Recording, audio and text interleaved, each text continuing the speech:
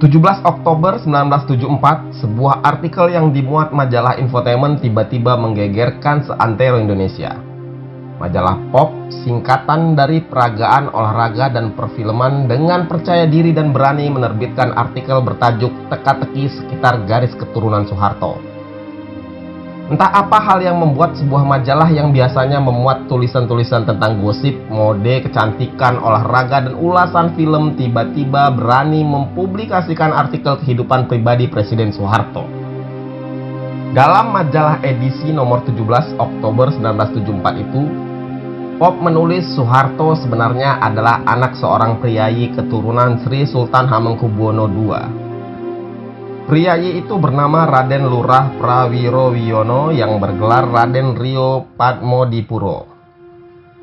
Suatu hari Rio terpaksa menitipkan istri dan anaknya kepada orang desa yang bernama Kertorejo karena dia harus menikah lagi dengan seorang putri wedana yang berpengaruh. Kala itu si anak, katanya bernama Raden Soeharto, telah berusia sekitar 6 atau 7 tahun. Ini sebuah tragedi yang sungguh menyedihkan, kata majalah itu mengutip ucapan seseorang. Sejak itu, ayah, ibu, dan anak tak pernah mencoba saling berhubungan lagi. Hingga sang ayah meninggal pada 1962, ia tak sempat melihat wajah putranya yang telah dibuangnya, yang tak lain menurut majalah Pop adalah Soeharto, Presiden Republik Indonesia kedua dan penguasa Orde Baru.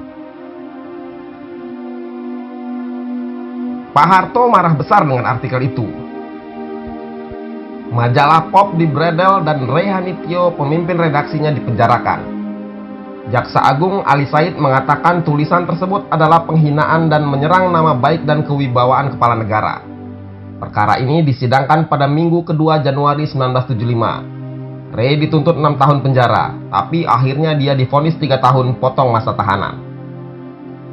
Pada akhir Oktober 1974, setelah terbitnya majalah itu, Presiden Soeharto sampai harus mengklarifikasi tuduhan tentang asal-usul keturunannya. Sampai-sampai dia mengundang sekitar 100 wartawan dalam dan luar negeri ke Binagraha untuk menjelaskan asal-usul dirinya.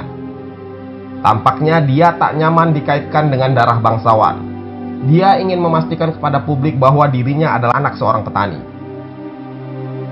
Saya ini benar-benar kelahiran desa Kemusuk dan memang anak petani dari desa Kemusuk. Demikian kata Pak Harto seperti dikutip dalam artikel Tempo berjudul Misteri Anak Desa Kemusuk. Pertemuan yang juga dihadiri sejumlah pejabat teras saat itu memang langka. Boleh dibilang hampir tak pernah terjadi kepala negara yang pendiam itu menceritakan gamblang satu bagian dari sejarah hidupnya secara khusus kepada publik selama sekitar 2 jam. Dalam pertemuan dengan wartawan-wartawan itu, Soeharto menghadirkan sejumlah saksi. Beberapa orang tua dan saksi-saksi yang masih hidup dari desa Kemusuk dihadirkan. Soeharto ingin memastikan pada publik bahwa dia bukan seorang dari kalangan ningrat. Tulisan itu tidak saja merugikan saya pribadi, tapi juga keluarga dan leluhur saya, kata Soeharto di hadapan wartawan pada waktu itu. Sebenarnya sekitar 2 tahun sebelum artikel Pop itu terbit, bisik-bisik tentang silsilah tersebut sudah mulai santer di Yogyakarta.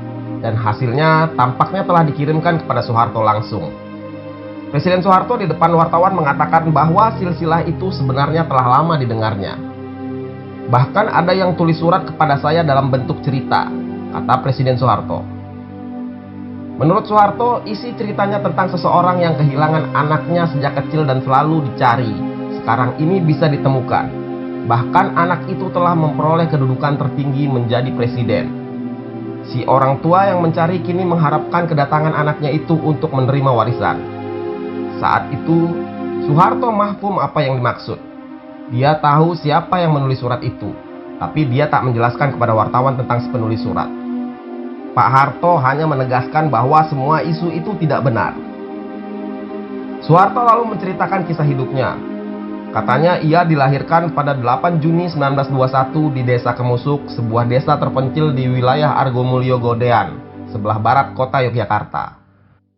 Ibunya bernama Sukirah, sedangkan ayahnya bernama Kertosudiro, seorang ulu-ulu atau petugas desa pengatur air yang bertani di atas tanah lungguh, tanah jabatan selama memikul tugasnya itu. Beliau yang memberi nama Soeharto kepada saya, sebut Pak Harto. Lebih lanjut, Soeharto menjelaskan bahwa Kertosudiro seorang duda beranak 2, Jadi ia adalah anak ketiga dari Kertosudiro dengan Ibu Sukira. Hubungan Kertosudiro dan Sukira ternyata kurang serasi sehingga begitu Soeharto lahir, orang tuanya kemudian bercerai. Soeharto kemudian diasuh Mbah Kromo di Rio, dukun yang menolong kelahiran Soeharto. Nama panggilannya Mbah Kromo, adik kakek saya, Mbah Kerto Irono, jelas Pak Harto. Beberapa tahun kemudian Ibu Sukira menikah lagi dengan seseorang bernama Atmo Pawiro. Pernikahannya itu melahirkan 7 orang anak, salah satunya Probo Sutejo. Waktu itu silsilah versi resmi Soeharto itu dibagi-bagikan kepada wartawan. Yang jelas, dalam pandangan Soeharto, tuduhan yang dimuat majalah Pop itu bisa menimbulkan perdebatan dan perbedaan serius dalam masyarakat. Sebab tuduhan itu memberi kesempatan yang baik untuk subversi, mengganggu stabilitas nasional dan mempermalukan bangsa. Juga akan menciptakan ketidakpercayaan kepada pemimpinnya. Begitu Pak Harto menjelaskan. Dalam persidangan di Pengadilan Negeri Jakarta Pusat Januari 1975, Ray Hanitio, pemimpin redaksi dan penanggung jawab majalah Pop, menyodorkan pembelaan. Katanya, artikel tentang silsilah riwayat hidup Soeharto itu merupakan hasil penelitian wartawan Pop dari sumber berita yang dapat dipercaya. Menurut Ray dalam wawancara Tempo, tulisan itu sedikit pun tak bermaksud menghina presiden. Artikel itu sekedar menyumbang tulisan untuk bahan perbandingan antara versi majalah Pop dan buku The Smiling General karya O.G. Ruder yang terbit tahun 1969. Tempo kemudian mencoba menyibak misteri di sekitar silsilah Kemusuk itu. Dalam artikel Misteri Anak Desa Kemusuk disebutkan Romo Satro Atmojo, abdi dalem juru serat keraton sekaligus ipar Rio Patmodipuro, mengungkapkan bahwa ia menyaksikan langsung kelahiran Soeharto.